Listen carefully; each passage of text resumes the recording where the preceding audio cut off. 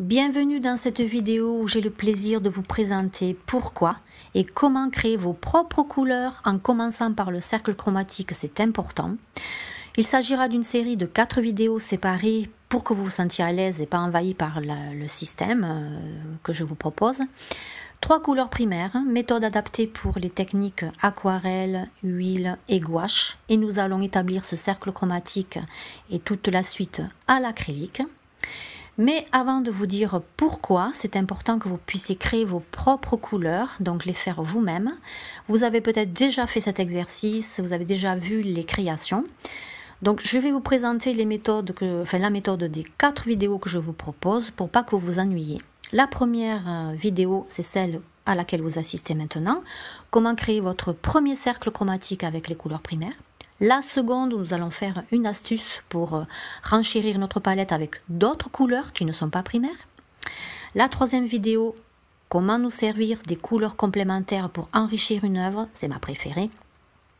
Et la dernière vidéo, ce sera un nuancier sur lequel vous pourrez encore créer des couleurs supplémentaires qui sont nécessaires dans nos tableaux avec le blanc. Alors, quelles sont ces 3 raisons pour lesquelles il est important de créer vous-même votre propre cercle? La toute première, c'est que créer, c'est mémoriser. Alors, mémoriser quels sont les mélanges qu'il faut pour atteindre une couleur, c'est vraiment efficace. Et c'est vrai qu'à force de créer, vous allez mémoriser quelles sont les associations de couleurs pour atteindre celles que vous souhaitez. La seconde raison pour créer votre propre cercle, c'est de situer quelles sont vos couleurs complémentaires. Où est-ce qu'elles se situent? Qui sont-elles? Et est-ce qu'elles peuvent vous servir sur vos œuvres? Et là, une vidéo est consacrée à cet exercice. La troisième raison qui peut rejoindre la première, c'est une raison économique. Alors ça ne veut pas dire qu'il ne faut pas acheter vos tubes, c'est pas ça. Mais le fait de créer des couleurs secondaires, tertiaires, elles ont toutes un nom. Et sur le marché, par exemple le vert de vessie, l'orange de corail, vous saurez le créer puisque vous l'avez déjà fait sur votre cercle grâce au cours que vous allez suivre maintenant. J'ai le plaisir. Alors qui suis-je? Alors je suis artiste peintre, Sylvie Cadamuro, et formatrice. Et j'ai le plaisir d'accompagner les personnes qui aiment le dessin comme la peinture à s'améliorer dans un besoin créatif particulier. Et tout en les amenant à personnaliser leurs œuvres ou personnaliser leurs dessins, elles progressent dans leur créativité avec satisfaction, un jour après l'autre, et ça c'est important. Donc le pas à pas pourra vous être facilité en téléchargeant ce nuancier vierge, le cercle chromatique aussi, pour atteindre vos objectifs facilement. Le matériel nous allons choisir pour faire ce cercle chromatique. Alors en ce qui me concerne, j'aime bien les pinceaux plats, qui me permettent de m'occuper des angles facilement pour étaler donc ma couleur. Ensuite, je prends un couteau pour créer mon mélange et le couteau, je le préfère au pinceau parce qu'il permet de gérer le dosage de la teinte pour l'éclaircir ou la foncer. Pour les papiers support, donc ce sont des papiers acrylique et huile spécial pour cette technique-là. Ils sont vraiment pratiques en ce qui concerne leur grammage. On dirait qu'on travaille sur toile directe alors que c'est du papier. Alors peu importe la marque Crea fait ce genre de papier. La marque Clairefontaine aussi, donc là nous l'avons. Et la marque Figueras de Canson aussi fait ce genre de papier spécial huile acrylique qui est vraiment agréable. Alors si vous avez téléchargé, si ce n'est pas le cas, c'est pas grave, vous le ferez en fin de vidéo. Vous pouvez décalquer donc le cercle chromatique sur les feuilles Canson spécial acrylique huile que je vous ai montré dans le matériel. Sur une petite palette de verre, j'ai déposé donc mes noisettes de 3 couleurs primaires.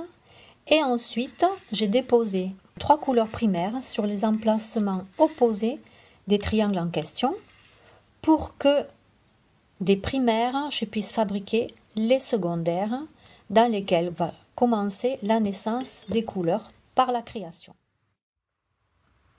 Ça y est, nous y sommes. Alors c'est parti, nous allons créer avec nos 3 couleurs primaires, rouge, bleu et jaune, notre cercle chromatique. Alors oui, j'ai dit rouge, mais vous avez vu peut-être que c'est un rouge plutôt rosé. Alors c'est normal, c'est le rouge magenta. Ici, je vous montre le rouge tout court de cadmium. Et en général, quand on utilise le mot rouge, que ce soit les enfants ou parfois les adultes, c'est cette teinte que nous avons dans notre esprit. Mais le rouge magenta est un rouge rosé. Et vous allez voir plus tard pourquoi il est important. Le bleu primaire et le jaune primaire. Alors, on va commencer à travailler. Et parfois, on a du mal à trouver le bleu cyan sur le marché. Mais si c'est le cas, vous avez sur le tube le mot primaire qui suffit. Jaune primaire, ça suffit. C'est juste ce qu'il faut pour créer le cercle. Et le rouge magenta, c'est écrit aussi dessus pour vous y retrouver et atteindre vos objectifs. Alors, les 3 couleurs primaires sont posées et nous allons créer ensemble les couleurs secondaires. Alors, je commence à poser une pointe de rouge magenta avec son jaune primaire, son collègue. Et dans la création, donc, je trouve l'orange qui arrive à naître. Et c'est là où on voit l'avantage de créer soi-même ces couleurs, c'est parce que l'acte de créer permet de mémoriser. Rouge plus jaune sera donc l'orange dans notre esprit sans qu'on ait besoin de le calculer ou de le refaire. De mémoire, on le saura d'avance. D'où le fait de nous arranger dans la création de base. Alors j'utilise toujours le couteau pour mélanger le dosage et le pinceau qui permet de prendre des raccourcis. Et on va continuer à faire pareil avec le bleu et le jaune pour créer une autre couleur secondaire. Alors nous avons 3 couleurs primaires et nous allons donner naissance à 3 autres nouvelles couleurs dites secondaires. Et là, nous avons donné naissance au vert. Donc je vais le déposer à sa place, donc au milieu, entre les 2 couleurs qui lui ont donné naissance. Et là aussi, la création du vert va être mémorisée avec les 2 couleurs qui lui sont associées d'office, le jaune donc et le bleu. Et en créant ce vert, en ce qui me concerne, ayant à peu près l'habitude des couleurs, cette teinte me rappelle une teinte sur le marché, d'où l'autre aspect de l'économie. Il y a un vert qui existe, qui s'appelle le vert permanent et que nous venons de créer avec le jaune primaire et le bleu primaire en question, donc le bleu cyan. Donc ça ne veut pas dire qu'il ne faut pas l'acheter, mais on se retrouve souvent à faire des économies, à gagner du temps en créant nous-mêmes nos couleurs qui ont déjà une identité sur le marché. Nous allons faire la même chose maintenant avec l'autre couleur secondaire pour ce qui est du bleu et du rouge magenta. Pareil, en la créant, je vais découvrir en mémoire, ça va me mettre en mémoire la façon dont je vais pouvoir créer les violets en associant donc le bleu et le rouge magenta. Nouvelle couleur secondaire que je mets à la place qui lui revient de droit, donc entre le bleu et le rose. Si donc quand je crée mon mélange c'est trop bleu, c'est que j'ai mis trop de bleu pour faire mon violet, donc ça ne sera pas assez violet. Si je mets trop de rouge, qui ressemble un peu trop à mon rouge magenta, là aussi il va falloir que je rajoute de bleu pour que mon violet arrive. Donc là tout va bien, j'ai vraiment mon violet entre les 2 teintes, couleur tertiaire, mais on va voir qu'on ne peut pas tout créer et je vais vous expliquer pourquoi. Donc, quelles sont celles que l'on ne peut pas créer? Bien celles qu'on appelle souvent les couleurs pures. Pures, c'est-à-dire qu'il n'y a pas de mélange à l'intérieur. Donc, les bleus, les rouges et les jaunes. Le blanc aussi fait partie. Donc là, je vous présente le bleu outre-mer, le bleu céréléum.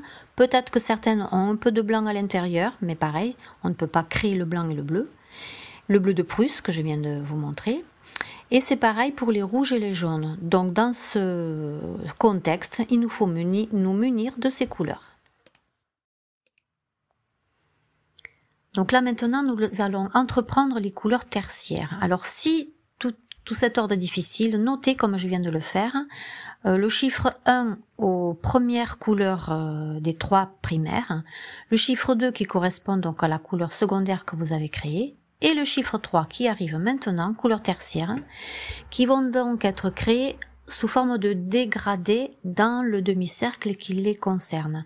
Alors je dis dégradés dans le sens où les 6 couleurs que nous venons de créer, enfin surtout les secondaires pardon, et les 3 couleurs primaires que j'ai peintes, elles sont saturées. Saturées, ça veut dire que les couleurs sont pas du tout dégradées. Tandis que là, donc j'ai repris l'orange qui a été créé à la couleur secondaire, avec le jaune qui est donc la couleur primaire, et donc la couleur tertiaire qui vient de naître est un dégradé de jaune orangé ou de rouge jaunâtre qui vient s'installer pour créer donc la couleur tertiaire adaptée à cette association des deux. Là encore, ma mémoire, par l'acte, va se souvenir comment créer un rouge orangé. L'orange, je sais, mais maintenant, ça va être les dégradés des couleurs avec les tertiaires. Je fais pareil avec le vert. Donc là, je refais ma couleur verte qui était la couleur secondaire et je lui rajoute un peu plus de jaune pour que entre les deux, l'espace qui lui est accordé, je puisse faire un nouveau vert dégradé, donc il sera un peu plus foncé du côté de la naissance du vert et il va partir en dégradé vers le triangle du jaune qui lui a permis d'être conçu. Voilà, donc là je pose mon nouveau vert. Donc là aussi, chaque couleur qui sont en train d'être créées dans le cercle chromatique plus les tertiaires. Si vous cherchez ou vous baladez avec votre cercle chromatique dans le magasin, vous allez trouver des verres dégradés, donc précis. Ils ne seront pas dégradés dans les tubes, mais précis. Le vert anis, le vert de vessie, le vert, il y a d'autres noms. Et vous les aurez faits dans votre cercle chromatique.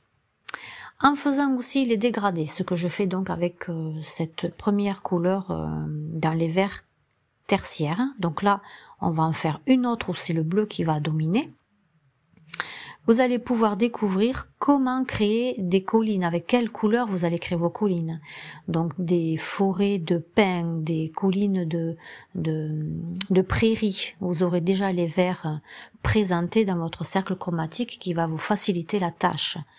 Donc là, le vert couleur tertiaire va se dégrader aussi dans son espace avec le plus clair côté vert couleur secondaire et va partir en dégradé foncé vers le bleu qui m'a servi à le concevoir. Donc là aussi, ça va me rendre vraiment service pour savoir quel vert je vais utiliser dans un sujet de peinture où le vert sera à profiter. Et ça va être pareil pour les autres teintes.